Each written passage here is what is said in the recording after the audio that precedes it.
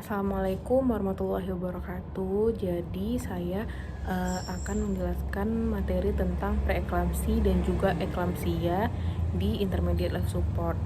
Nah, jadi eh, hipertensi pada kehamilan itu dibagi berdasarkan usia kehamilan. Ada usia kehamilan itu yang kurang dari 20 minggu dan juga lebih dari 20 minggu.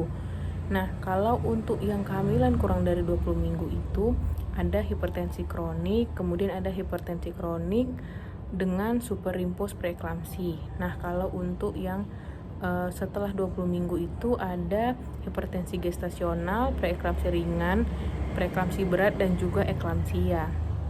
Nah, jadi eklamsi dan preeklamsi itu termasuk ke dalam hipertensi dalam kehamilan. Nah, kalau pada preeklamsi ringan itu terdapat protein urea, kan kemudian tekanan darah diastoliknya itu lebih dari 90 mm air raksa, dan sedangkan preeklamsi berat itu usia kehamilan lebih dari 20 minggu dan terdapat positif proteinuria itu positif 3 dan diastoliknya itu di atas 110 mm air raksa dan sudah terdapat gejala sentral ataupun ada tidaknya gejala pada organ.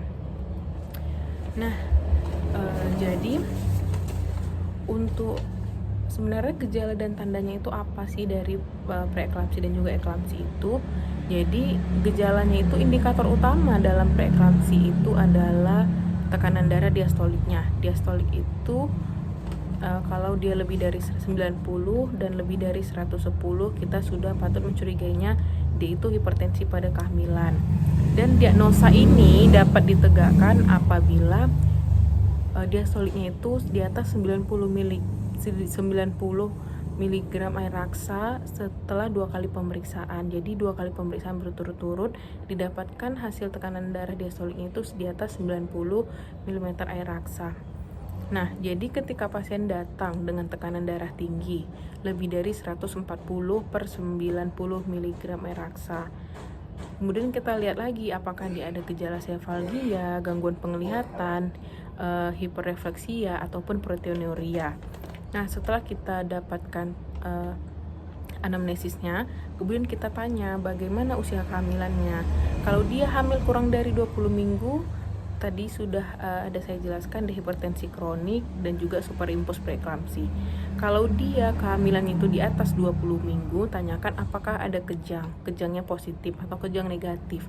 Kalau kejangnya positif itu dinamakan eklamsi. Dan kalau tidak terdapat kejang, ada hipertensi gestasional, preeklamsi yang ringan dan juga berat. Jadi apa faktor penyebab terjadinya preeklamsi ini? Dari faktor maternalnya ada inheren ataupun pribadi itu ada umur yang kurang dari 20 tahun sudah mengandung ataupun kehamilan di usia tua di atas 35 sampai dengan 40 tahun. Kemudian dia nuliparitas dan adanya riwayat terdahulu preeklamsi sebelumnya atau penyakit kardiovaskular sebelumnya.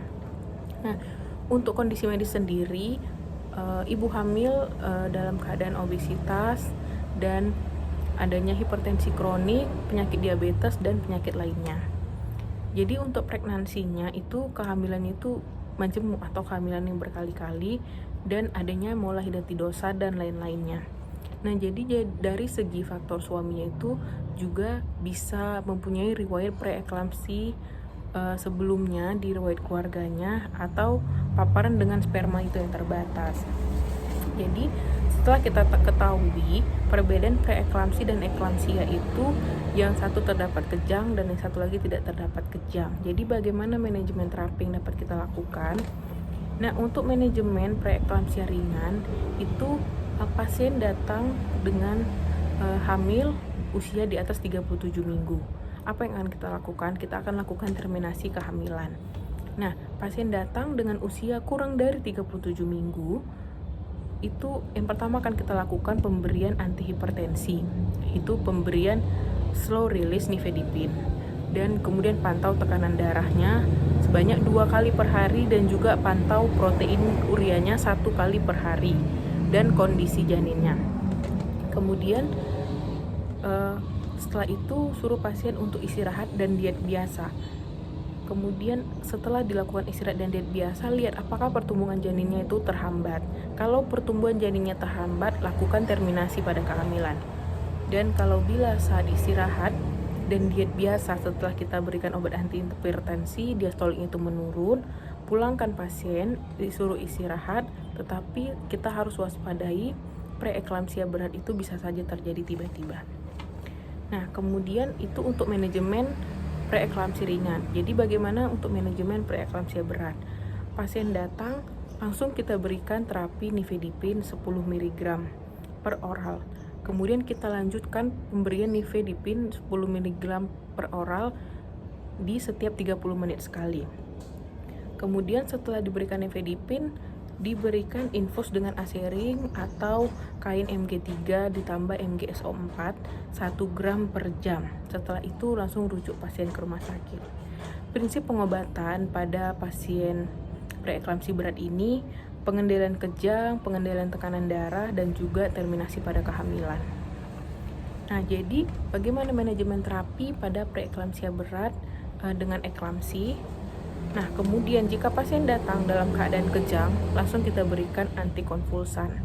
Jadi ketika pasien preeklamsi berat datang, kita berikan antikonvulsan, kita berikan antihipertensi, kita infus, kita cek keseimbangan cairannya, kita beri pengawasan, observasi, periksa tanda vital, periksa refleks dan denyut jantung janinnya.